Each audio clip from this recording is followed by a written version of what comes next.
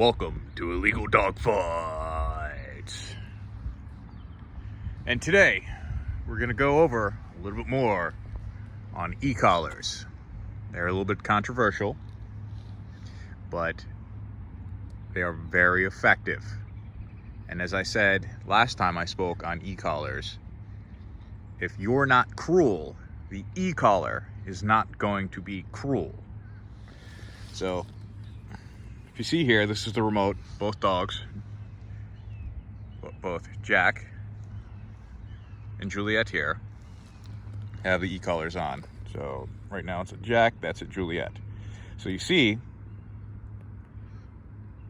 the top number is the level of vibration. The bottom number is the level of shock. Now it's taken a little bit of experimentation to figure out which dog tolerates how much.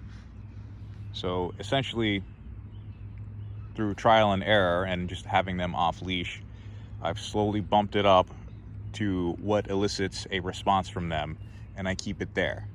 The shock portion of this is strictly to end a behavior that could result in them getting hurt. Okay, so she's taking a seat right now. So there's 3 different functions here. We have the top button, which is vibrate, and that's just meant to annoy the dogs. We have a beep, which is to warn the dog that a shock is coming, and then we have the actual shock button, and down here, this button switches between dogs. All right, so to recall them or warn them that they're about to get shocked, I have this beep button here. I also use it, see, Juliet hears that, she got up. I also use it to locate them if I can't see them. I don't know if you can hear the beep. Juliet, come here. You're supposed to. Okay, so she knows to come to me when she's hearing that beep.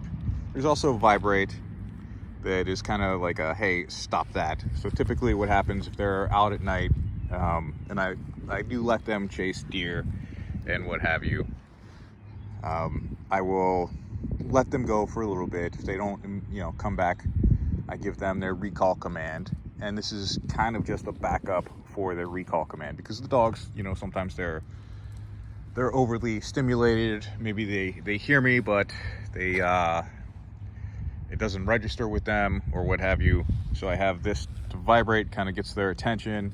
I beep to, let them know. Well, the vibrate tells them to come back as well, and it gets them to focus on something other than deer.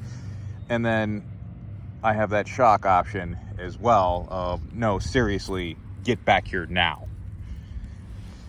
Their recall is pretty good. I don't remember the last time I've had to use the actual shock function. And again, the idea is not to hurt the dog. You're not here to electrocute them. This is not a taser. This is not something that's, the goal is not to torment your dog into submission. The goal is to cause a mild discomfort for your dog so that he or she understands it is time to return to you. And that's it. I mean, that is the extent of what I use the e-collar here for. There's a lot of stuff you can use positive reinforcement for. There's a lot of stuff that you can use the harsher means of training your dog for or with. But the idea is, don't torture your dog with it. You never want to just sit there and like zap them away and hold it down because you're mad or frustrated. That's where it becomes cruel. So Juliet here, I'm not going to zap her, because look at how happy she is.